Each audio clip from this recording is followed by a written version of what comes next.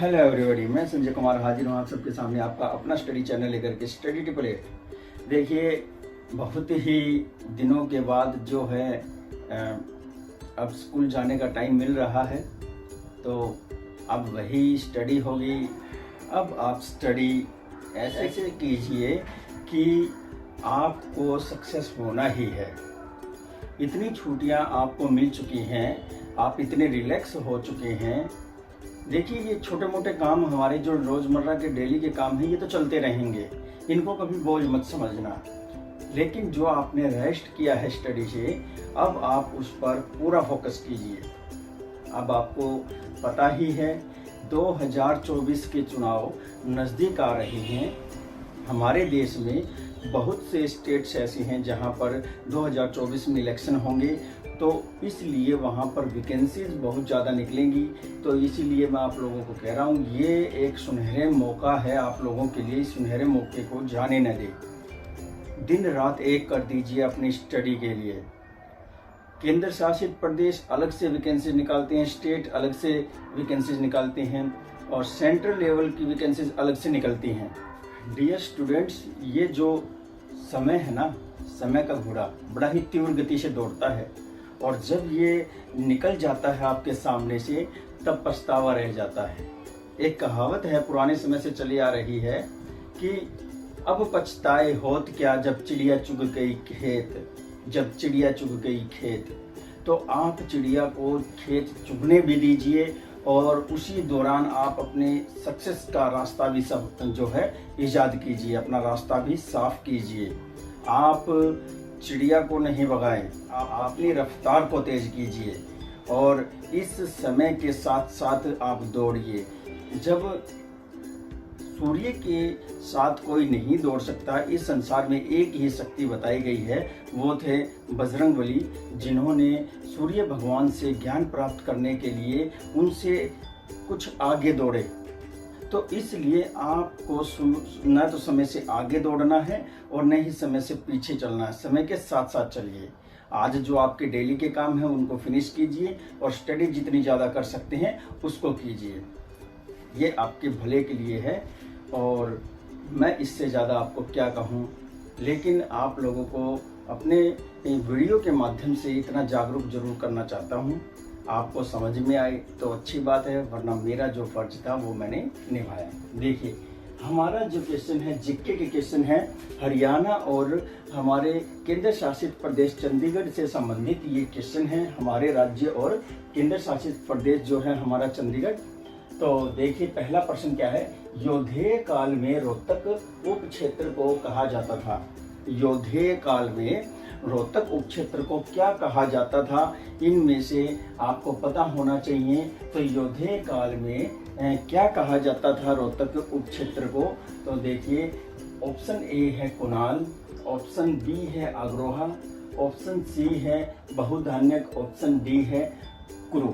तो आपको इनमें से अपना जवाब सर्च करके बताना है। अगली जो नेक्स्ट वीडियो आएगी उसमें मैं इसकी आंसर की आपको प्रोवाइड करवाऊंगा, ठीक है। क्वेश्चन नंबर 2 क्या कह रहा है। तोता अभ्यारण्य कहाँ अवस्थित है। तोता अभ्यारण्य पूछा है, और ये हरियाणा में कहाँ स्थित है ये भी पूछ रहा है। तो ऑप्शन ए है देवास, ऑप्शन बी है चंडीगढ़, ऑप्शन सी है जयपुर, और ऑप्शन डी है शिमला। तो इनमें से कहाँ पर तोता अभ्यारण्य है ये आपको बताना है, और इस जो क्वेश्चन सेट है इनकी आंसर की मैं आपको नेक्स्ट वीडियो में प्रोवाइड करवाऊंगा। तब तक के लिए आप इन क्वेश्चन के आंसर को नोट करके रखें।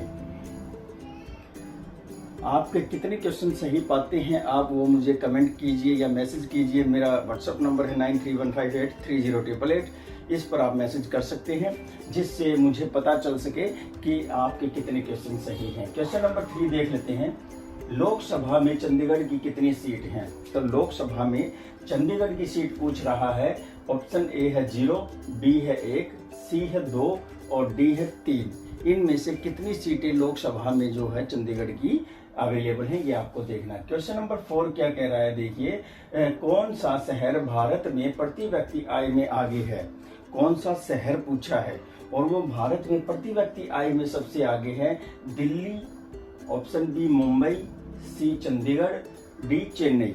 तो इनमें से कौन सा शहर है जो प्रति व्यक्ति आय में भारत में सबसे आगे? क्वेश्चन नंबर 5 कह रहा है MDU यानी कि महर्षि दयानंद यूनिवर्सिटी, महर्षि दयानंद विश्वविद्यालय रोहतक की स्थापना कब हुई? ये पूछ रहा है इसकी स्थापना कब हुई। तो ऑप्शन ए है 2 अप्रैल 1975, 19 अप्रैल 1976, 4 अप्रैल 1977 या 15 अगस्त 1975। तो आपको बताना है इनमें से इसका आंसर क्या है कि महर्षि दयानंद विश्वविद्यालय की स्थापना किस वर्ष हुई। अब क्वेश्चन नंबर 6 देख लेते हैं। हमारा 6 नंबर क्वेश्चन क्या कह रहा है, जनगणना 2011 में हरियाणा में कितने कस्बे थे? पूछ रहा है जनगणना 2011 में हरियाणा में कितने कस्बे थे। तो ये इसका जवाब भी आपको सर्च करके बताना है। इसके ऑप्शन यहाँ लिखे नहीं गए हैं, तो इसके ऑप्शन मैं आपसे पूछ लेता हूँ, बता देता हूँ आपको। इसके ऑप्शन नहीं दिए गए हैं, बाय मिस्टेक रह गए हैं। तो इसके ऑप्शन है 140 कस्बे हैं, 148 कस्बे हैं, 154 कस्बे हैं या 160 कस्बे हैं। ये आपको इनमें से बताना है कि कितने कस्बे जो हैं हमारे हरियाणा राज्य में 2011 की जनगणना के अनुसार हैं।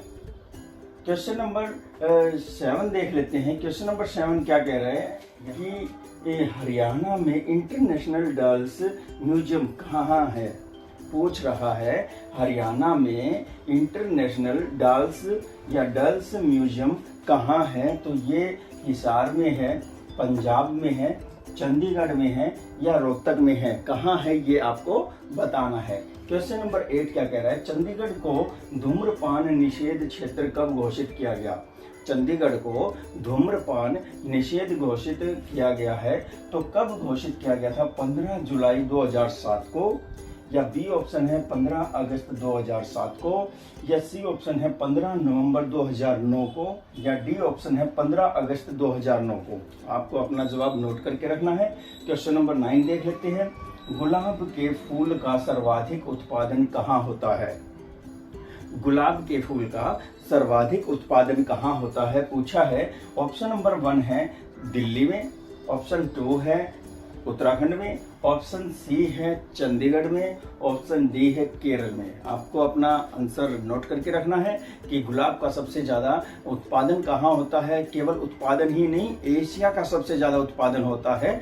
इनमें से कहाँ होता है ये आपको बताना है। देख लेते हैं नेक्स्ट क्वेश्चन, क्वेश्चन नंबर 10। आइए हमारा क्वेश्चन नंबर 10 देख लेते हैं। क्वेश्चन नंबर 10 क्या कह रहा है, चंडीगढ़ को केंद्र शासित कब बनाया गया? जो हमारी राजधानी है चंडीगढ़, ये एक केंद्र शासित प्रदेश है और इसको केंद्र शासित प्रदेश कब बनाया गया? ऑप्शन नंबर ए है 2 दिसंबर 1968 को, या ऑप्शन बी है 7 जून 1990 को, ऑप्शन सी है 1 नवंबर 1966 को, या फिर ऑप्शन डी है 1 जनवरी 1952 को। इनमें से एक ऑप्शन सही है, वो आपको सर्च करना है। क्वेश्चन नंबर 11 देख लेते हैं। चंडीगढ़ का वास्तुकार कौन था? तो चंडीगढ़ का वास्तुकार पूछा है कौन था, तो ऑप्शन ए है ली कार्बूजियर, बी ऑप्शन है टॉम क्लोज, सी ऑप्शन है पीटर, डी ऑप्शन है अहमद बख्श। तो इनमें से वास्तुकार कौन था चंडीगढ़ का, मतलब किसने चंडीगढ़ का स्ट्रक्चर तैयार किया, ये आपको बताना है। इनमें से एक आंसर है। क्वेश्चन नंबर 12 देख लेते हैं। किस शहर को सिटी ब्यूटीफुल कहा जाता है? किस शहर को सिटी ब्यूटीफुल कहा जाता है? Option A Amritsar, option B Sonipat, option C Chandigarh, option D Chennai. तो आपको बताना है इनमें से किस शहर को सिटी ब्यूटीफुल कहा जाता है। क्वेश्चन नंबर 13 बहुत ही बढ़िया प्रश्न है, देखिए क्या कह रहा है। देख लेते हैं। क्वेश्चन नंबर 13 बड़ा ही इंटरेस्टिंग क्वेश्चन है, देखिए क्या कह रहा है। चंडीगढ़ की सुखना लेक कितनी बड़ी है? चंडीगढ़ की सुखना लेक है वो कितनी बड़ी है पूछा गया है। ये सुखना लेक जो है बड़ा ही सुंदर पर्यटन स्थल है। यहाँ पर देश विदेश के बहुत सारे जो है हर साल क्या आते हैं, सैलानी आते हैं, पर्यटक आते हैं। यहाँ पर हर साल विदेशी पक्षी आते हैं, बहुत सुंदर नज़ारे हैं, बहुत ही बड़ी ये लेक है और बड़ी साफ सुथरी लेक है। तो देखिए सुखना जो लेक है इसकी जो विड्थ है, लंबाई चौड़ाई है वो क्या है देखते हैं। ऑप्शन नंबर ए है 25.42 किलोमीटर है, या फिर ये 42.65 किलोमीटर बड़ी है, या सी ऑप्शन है 35.40 किलोमीटर है, या 30.35 किलोमीटर है। इनमें क्या आपका सही उत्तर है ये आपको नोट करके रखना है। क्वेश्चन नंबर 14 है हरियाणा खादी ग्रामोद्योग बोर्ड की स्थापना कब हुई। हरियाणा खादी ग्रामोद्योग बोर्ड कब बना था ये पूछा है, तो बड़ा ही अच्छा क्वेश्चन है, कंपटीशन एग्जाम में आने वाले क्वेश्चन में से एक है। और ऑप्शन नंबर ए है 1960, option B 1966, option C 1969, option D 1970। इनमें से क्या आपका राइट आंसर है कि इनमें से किस वर्ष जो है हरियाणा खादी ग्रामोद्योग बोर्ड की स्थापना हुई, ये आपको बताना है। क्वेश्चन नंबर 15 क्या कह रहा है, हरियाणा का कौन सा नगर है जो आधुनिक शिल्प कला के वैभव से संपन्न है। हरियाणा का एक ऐसा नगर जो आधुनिक शिल्प कला के वैभव से संपन्न है, वो आपको बताना है कि इन ऑप्शन में से कौन सा वो नगर है। ऑप्शन नंबर ए है चंडीगढ़, ऑप्शन नंबर बी है करनाल, ऑप्शन सी है अंबाला। तो आपको बताना है इनमें से कौन सा शहर है जो शिल्प कला वैभव से संपन्न है। क्वेश्चन नंबर 16 क्या कह रहा है, चंडीगढ़ की जलवायु कैसी है। चंडीगढ़ की जलवायु पूछी गई है कैसी है, तो ऑप्शन ए है उष्ण कटिबंधीय, ऑप्शन बी है उपोष्ण कटिबंधीय, ऑप्शन सी है शीत कटिबंधीय और ऑप्शन डी है शीतोष्ण कटिबंधीय। इनमें से क्या आपका राइट आंसर है ये आपको बताना है। बहुत ही अच्छा क्वेश्चन है जलवायु के विषय में। क्वेश्चन नंबर 17 पूछ रहा है चंडीगढ़ का प्रतीक पशु क्या है। चंडीगढ़ का प्रतीक पशु पूछ रहा है, तो बहुत से ऐसे स्टेट हैं, राज्य, हमारे केंद्र शासित राज्य हैं और हमारा देश है, संसार के सभी देश अपने प्रतीक पशु जरूर रखते हैं। तो देखिए चंडीगढ़ का भी प्रतीक पशु है, इनमें से क्या है। ऑप्शन ए नेवला, बी गाय, सी हिरन, डी कुत्ता। इनमें से आपको बताना है क्या आपका राइट आंसर है। क्वेश्चन नंबर 18 देख लेते हैं, चंडीगढ़ का कुल क्षेत्रफल कितना है। चंडीगढ़ का कुल क्षेत्रफल आपको बताना है। ऑप्शन ए है 114 वर्ग किलोमीटर, ऑप्शन बी है 120 वर्ग किलोमीटर, ऑप्शन सी है 135 वर्ग किलोमीटर। आपको बताना है इनमें से क्या आपका आंसर है, और ये सारे आंसर आपको नोट करके रखने हैं ताकि नेक्स्ट जो वीडियो अपलोड होगी उसमें आपको आंसर की प्रोवाइड करवाई जाएगी और उस आंसर की से आप मिलान कीजिए। जब आपके मिलान करने से आपको पता चलेगा कि आपके कितने क्वेश्चन जो हैं वो गलत हो गए हैं, तो आपको एक शौक लगेगा और आपके वो जो रॉन्ग आंसर थे वो आपके बाहर निकल जाएंगे और राइट आंसर जो है वो एंटर कर जाएंगे आपके माइंड में। तो ये एक बहुत ही अच्छा तरीका है, इस तरह से आप पढ़ते रहिए। और जो लास्ट टाइम में क्वेश्चन पूछे गए थे उनके आंसर की आपके सामने आ रही है, ये रही। तो डियर स्टूडेंट, ये है आंसर की। बहुत ही जो है अच्छा रिस्पांस मिला है।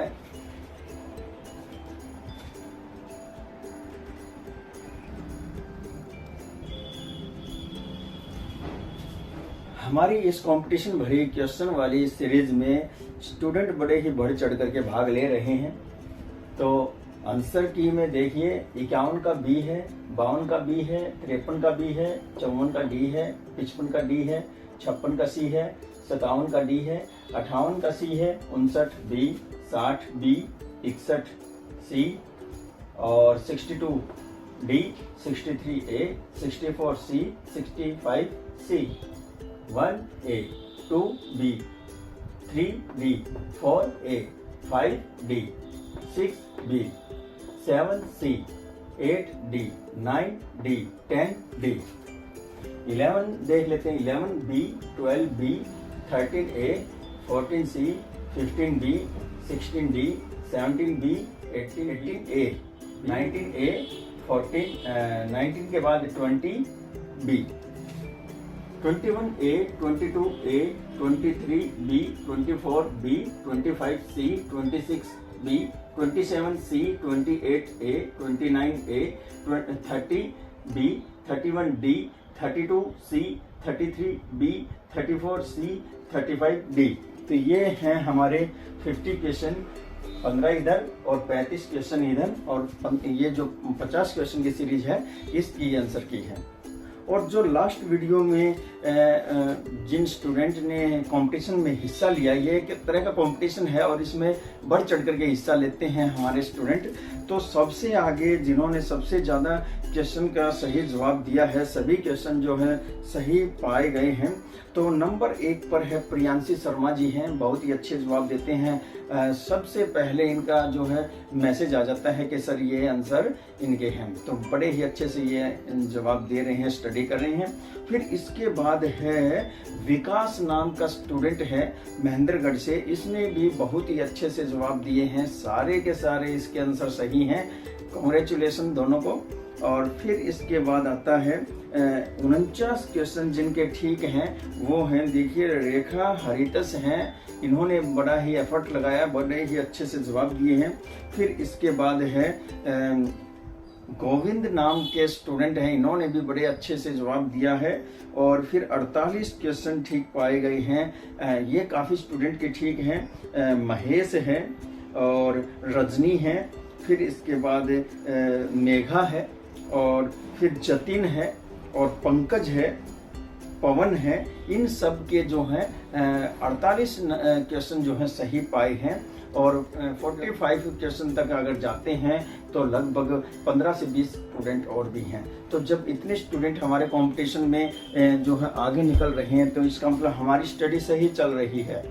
और आज एक भी स्टूडेंट ऐसा नहीं है जिसका सारे के सारे गलत हों। जिसके पिछली वीडियो में मैंने बताया था सभी गलत हैं, आज उसका रिस्पांस देखिए कितना अच्छा रिस्पांस आया है, जैसे 24 उसके ठीक पाए हैं।